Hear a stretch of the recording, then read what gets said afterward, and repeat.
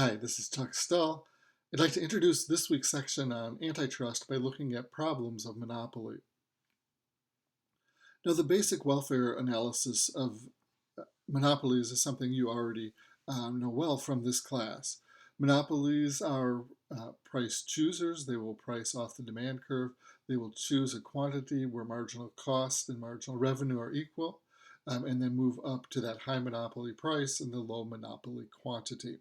So there's a loss in consumer surplus, and then there's deadweight loss, right, which is a measure of economic inefficiency.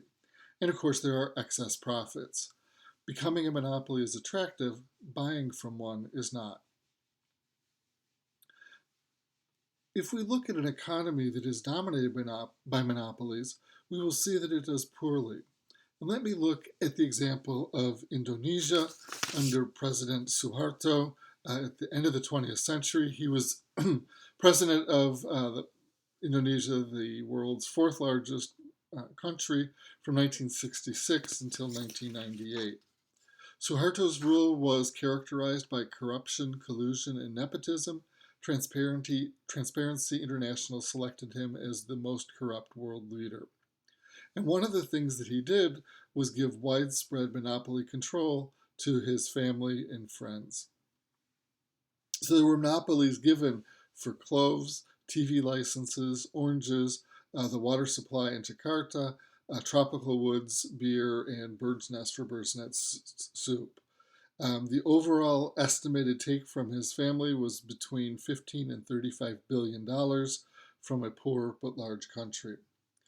Suharto was widely criticized. It came in a lot of political pressure, but it was really eventually economic problems in the country led to his removal from office. Now, Indonesia is not the only country with monopoly problems, or not the only country who has suffered monopoly problems. There are many countries that have state-granted monopolies, often to state-owned enterprises. There are government-approved cartels or permission to collude, common in many low and mid-income countries, but of course these kinds of monopolies can exist anywhere. What I'd like to do is move beyond just this simple welfare analysis and consider some of the other problems that exist when we have monopolies.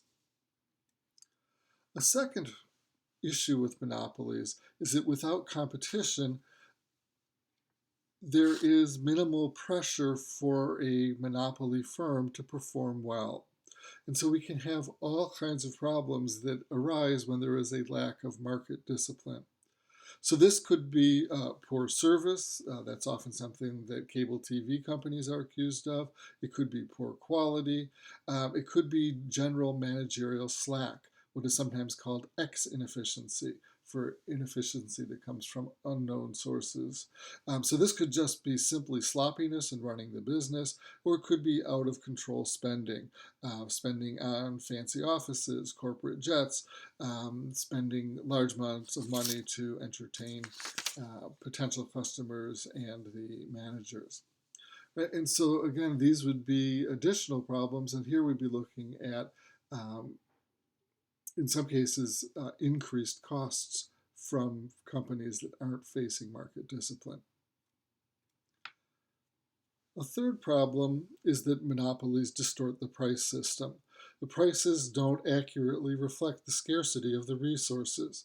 So the price of the products goes up because monopolists have manipulated the price, but the price of inputs will go down. So the materials used in that production process, the wage levels in that industry will go down because the monopolist will be producing lower quantities and need fewer inputs. Now, the distortion of the price system can be particularly problematic when the monopoly is selling to other industries. So if we had an oil monopoly or a steel monopoly, that would affect the entire manufacturing sector. A related issue is that monopoly power in one sector may extend into other sectors. And certainly we will talk about a couple of examples of this later in the term when we look at the telephone industry, where AT&T extended its monopoly power in telephone services to making telephones through its Western Electric division. Microsoft was accused in an antitrust case that we will touch on briefly of using its power in operating systems to control browsers and other software. And much more recently, Google, with its Android operating system for phones, was accused of extending monopoly power by the European Union to apps for those phones. A fourth problem with monopoly is that they may have undue political influence. Monopoly profits are high, and that can be used to contribute to politicians through campaign contributions. It could be used for lobbying. It could be used for bribes, either to extend monopoly power or to follow the favored political outcomes of the monopoly managers. A final problem I'd like to talk about in terms of monopolies is the issue of rent seeking. Rent seeking is when firms devote real sources in order to obtain monopoly power. So if we look at our simple welfare analysis, we often measure monopoly inefficiency by looking at the deadweight loss. But the total loss to society may be even worse. Those monopoly profits are attractive, and firms may use real resources to gain monopoly power, right? And that is rent seeking. And that could take many different forms. It could take the form of bribes or corruption. It could be destruction of rivals' equipment, or other kinds of ways to try and control the market.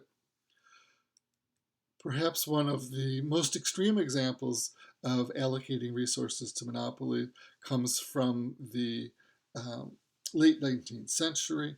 And if we look at the Albany and Susquehanna Railroad, which had monopoly service between Albany, New York and Binghamton, New York, in 1869, there was an attempted takeover by the Erie Railroad, who found those profits attractive.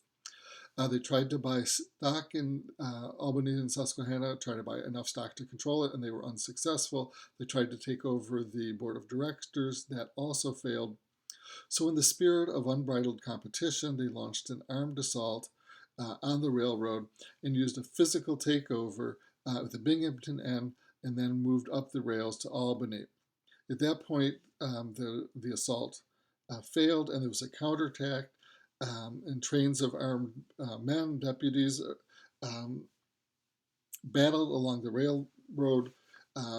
The Erie Railroad lost the physical fight and retreated south to Binghamton, and eventually the state militia intervened.